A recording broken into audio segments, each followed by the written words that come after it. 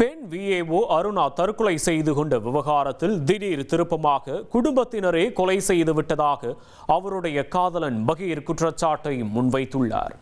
உண்மையில் நடந்தது தற்கொலையா அல்லது கொலையா?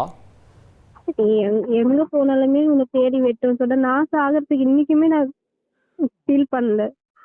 ஆனா என்னால நீ இல்லைன்னா நான் என்ன பண்ண முடியும்? அதுதான் என்னால யோசிக்கவும் முடியல. சிவா, என்ன மன்னிச்சிரு.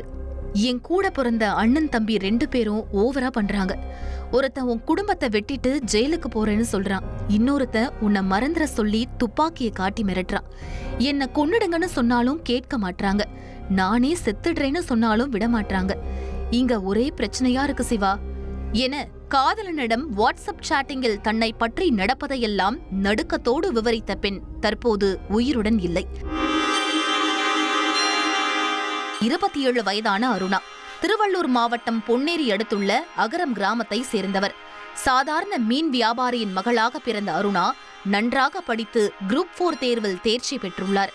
அதன் தொடர்ச்சியாக கடந்த 2023ஆம் ஆண்டு கீரப்பாக்கம் மற்றும் மாங்கோடு கிராமத்தின் விஏஓவாக அருணாவிற்கு போஸ்டிங் கிடைத்துள்ளது.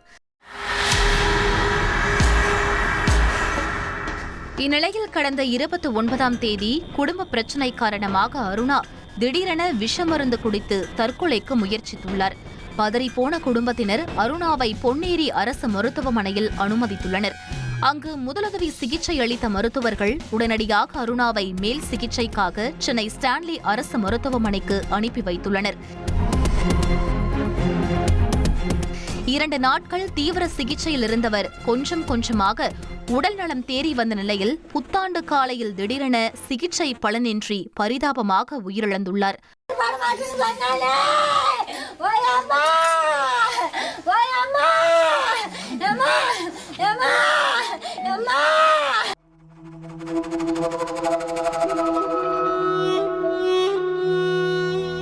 அருணாவின் தந்தை திருப்பாலைவனம் காவல் நிலையத்தில் மகள் வீட்டு வேலை சரிவர செய்யவில்லை என தாய் கண்டித்ததால் அவர் உணர்ச்சி வசப்பட்டு தற்கொலை செய்து கொண்டதாக புகார் அளித்துள்ளார். இதனையடுத்து சந்தேக மரணம் என காவல்துறையினர் வழக்கு பதிவு செய்துள்ளனர். அருணாவின் உடலும் முறைப்படி பிரேத பரிசோதனை செய்யப்பட்டு உறவினர்களிடம் ஒப்படைக்கப்பட்டிருக்கிறது.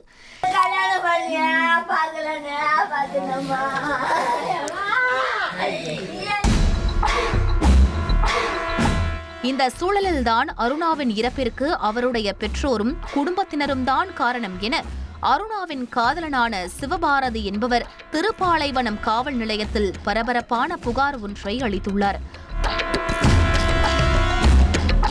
அருணாவும் சிவபாரதியும் குரூப் 4 தேர்வுக்கு தயாரான போது ஒன்றாக படித்துள்ளனர். அப்போது அவர்களுக்குள் ஏற்பட்ட நட்பு இருவரும் தேர்ச்சி பெற்று போஸ்டிங் வாங்கிய பிறகு காதலாக மாறியுள்ளது. 2 பேருமே அரசு உத்தியோகத்தில் இருப்பதால் இவர்களின் திருமணத்தில் எந்தவித பிரச்சனையும் இருக்காது என திடமாக நம்பியுள்ளனர். ஆனால் இந்த விவகாரம் அருணா குடும்பத்தினருக்கு தெரியவர அவர்கள் அனைவரும் காதலுக்கு கடும் எதிர்ப்பு தெரிவித்துள்ளனர். காரணம், சிவபாரதி மாற்று சமூகத்தை சேர்ந்தவர்.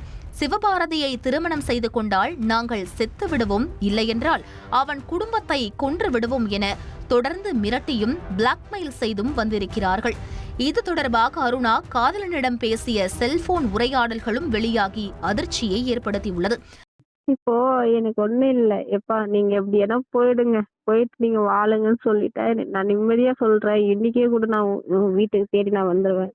ஆனா என்ன சொல்றது, எங்க போனாலுமே உன்னை தேடி வெட்டும் சொல்ல நான் சாகிறதுக்கு இன்னைக்குமே நான் ஃபீல் பண்ணல.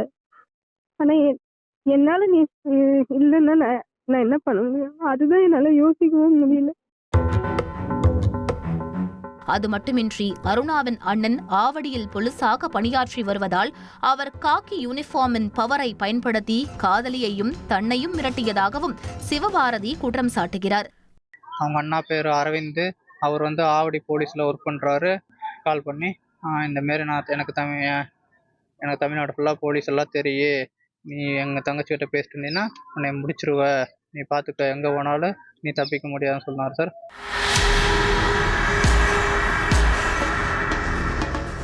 ஒரு கட்டத்தில் அருணாவிற்கு தொடர்ந்து டார்ச்சர் கொடுத்த குடும்பத்தினர் சிவபாரதியை மறந்துவிட்டு சொந்த சாதியிலேயே வேறொரு இளைஞரை காட்டி அவரை திருமணம் செய்து கொள்ள வற்புறுத்தியுள்ளனர்.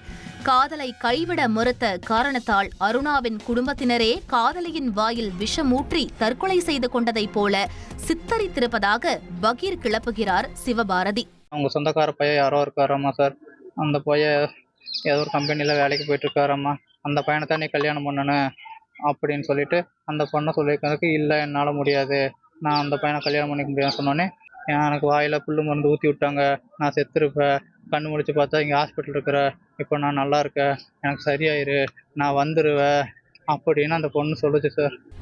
அருணா சென்னை ஸ்டான்லி அரசு மருத்துவமனையில் சிகிச்சை பெற்று வந்த போதும் கூட சிவபாரதியை தொடர்பு கொண்டு ரகசியங்களை பகிர்ந்திருப்பதற்கான ஆதாரங்களையும் அவர் வெளியிட்டுள்ளார்.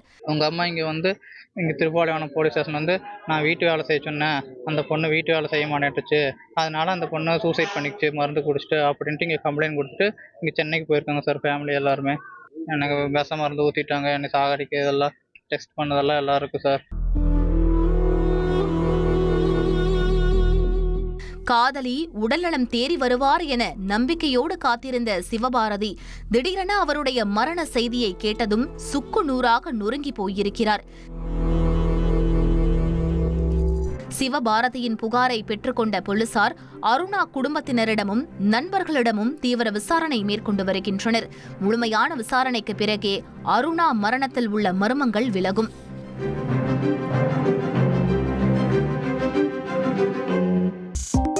$2.66 கோடிக்கும் அதிகமான மக்களின் உள்ளங்களை வென்ற தந்தி டிவியின் டிஜிட்டல் தளங்கள், 1.25 கோடி யூடியூப் சப்ஸ்கிரைபர்ஸ், 47 லட்சம் ஃபேஸ்புக் ஃபாலோவர்ஸ், 25 லட்சம் இன்ஸ்டாகிராம் ஃபாலோவர்ஸ், 23 லட்சம் எக்ஸ் ஃபாலோவர்ஸ், 11 லட்சம் தந்தி ஆப் டவுன்லோட்ஸ், 35 லட்சம் வெப்சைட் மந்த்லி ஆக்டிவ் யூசர்ஸ். அசுரபலம் கொண்ட எங்கள் டிஜிட்டல் கரங்களில் உங்கள் விளம்பரங்களை சேர்க்க வாட்ஸ்அப் பண்ணுங்க 8939888838. Email advttanditv@dttv.in.